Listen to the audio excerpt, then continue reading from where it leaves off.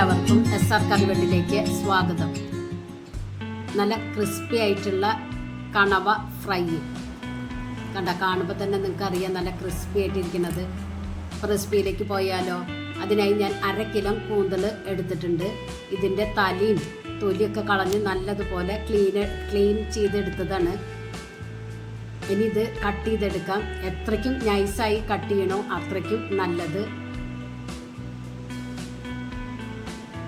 നിങ്ങൾ ഒരു പ്രാവശ്യമെങ്കിലും ഇതുപോലെ ഒന്ന് ഫ്രൈ ചെയ്താൽ വീണ്ടും ഇതുപോലെ തന്നെ നിങ്ങൾ ഫ്രൈ ചെയ്യുള്ളൂ.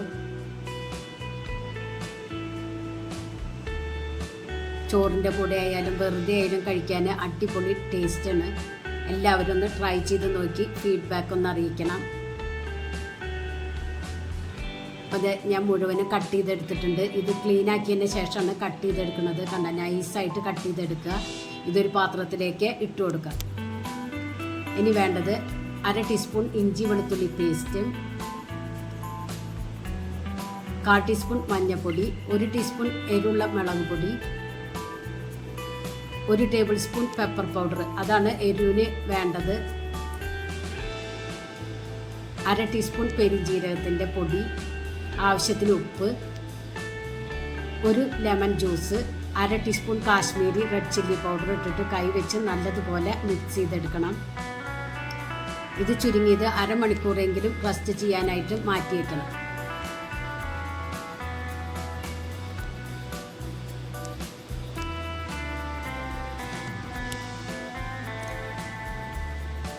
അപ്പോൾ 1/2 മണിക്കൂർ കഴിഞ്ഞതിന് ശേഷം മാത്രം ഒരു പാത്രത്തിലേക്ക് 2 ടേബിൾ സ്പൂൺ മൈദയും 2 ടേബിൾ സ്പൂൺ കോൺഫ്ലവറും എടുക്കുക. ഒരേ ക്വാണ്ടിറ്റിയിൽ വേണം എടുക്കാൻ. ഫ്രൈ ചെയ്തിരുന്ന സമയത്താണ് ഇത് യോജിപ്പിച്ചെടുക്കാവൂ. ഇതിലേക്ക് 1/2 ടീസ്പൂൺ ജിഞ്ചർ പൗഡറും 1/2 ടീസ്പൂൺ ഗാർലിക് പൗഡറും ഇട്ട് കൊടുക്കണം. 1 ടീസ്പൂൺ കാശ്മീരി റെഡ് ചില്ലി പൗഡറും ആവശ്യത്തിന് ഉപ്പും ചേർത്ത് കൈവച്ച് നല്ലതുപോലെ മിക്സ് ചെയ്തെടുക്കണം. പ്രത്യേകം ശ്രദ്ധിക്കുക, ഫ്രൈ ചെയ്യുമ്പോൾ മാത്രമാണ് ഈ പൊടിയിലേക്ക് കൂന്തൽ മിക്സ് ചെയ്തെടുക്കാവൂ. അപ്പോൾ കൂന്തൽ റസ്റ്റ് ചെയ്യാൻ വെക്കുമ്പോൾ അതിന് വെള്ളം ഇറങ്ങി വരും. അപ്പോൾ അതുകൊണ്ട് കൈ വെച്ച് നല്ലതുപോലെ പിഴിഞ്ഞെടുത്തതിന് ശേഷം ഈ പൊടിയിലേക്ക് ഇട്ട് കൊടുത്ത് ഇതുപോലെ ഒന്ന് ചെയ്തെടുക്കുക. നല്ലതുപോലെ കോട്ട് ചെയ്തെടുക്കണം. കുറേശ്ശെ വേണം കോട്ട് ചെയ്തെടുക്കാൻ. അപ്പോൾ ഒരു ട്രിപ്പ് ഞാൻ കോട്ട് ചെയ്ത് ഒരു ഭാഗത്തേക്ക് മാറ്റി വെച്ചിട്ടുണ്ട്. ഇനി വീണ്ടും ഇതുപോലെ തന്നെ കൂന്തൽ പിഴിഞ്ഞ് ഇതിലേക്ക് ഇട്ട് കൊടുക്കുക.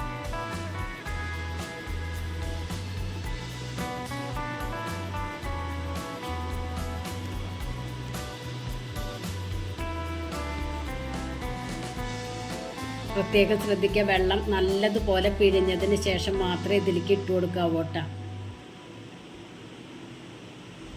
കൂന്തലിൻ്റെ എല്ലാ ഭാഗത്തും ഈ പൊടികൾ പൊതിഞ്ഞിരിക്കുന്ന വിധത്തിൽ വേണം കവർ ചെയ്തെടുക്കാൻ.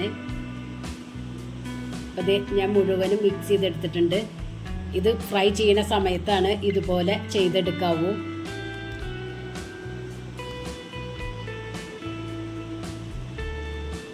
ഇനി ഒരു പാനിലേക്ക് കുറച്ചധികം ഓയിൽ ഒഴിച്ചു കൊടുക്കുക.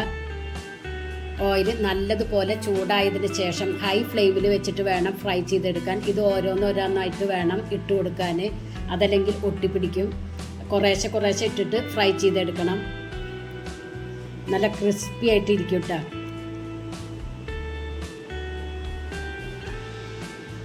ഇത് കിലുക്കിലേ എന്നുള്ള ഒരു ശബ്ദം കേൾക്കുമ്പോൾ നമുക്ക് കോരിയെടുക്കാം.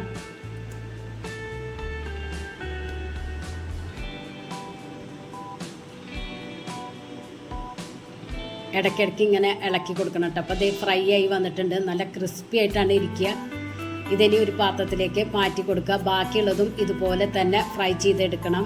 പ്രത്യേകം ശ്രദ്ധിക്കുക, കുറേശ്ശെ ഇട്ടിട്ട് വേണം ഫ്രൈ ചെയ്ത് എടുക്കാൻ.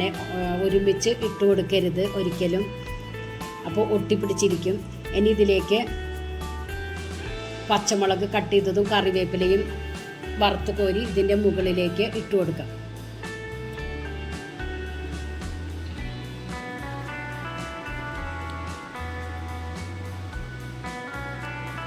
ഇപ്പോൾ ഇത് ഞാൻ മുഴുവനും ഫ്രൈ ചെയ്തെടുത്തിട്ടുണ്ട്. ഇതിൻ്റെ മുകളിൽ കറിവേപ്പിലയും പച്ചമുളകും വറുത്ത് ഇട്ട് കൊടുക്കുന്നുണ്ട്.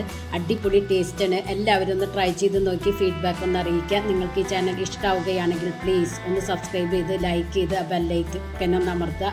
ഫ്രണ്ട്സിന് ഷെയർ ചെയ്യാനും മറക്കരുത്. താങ്ക്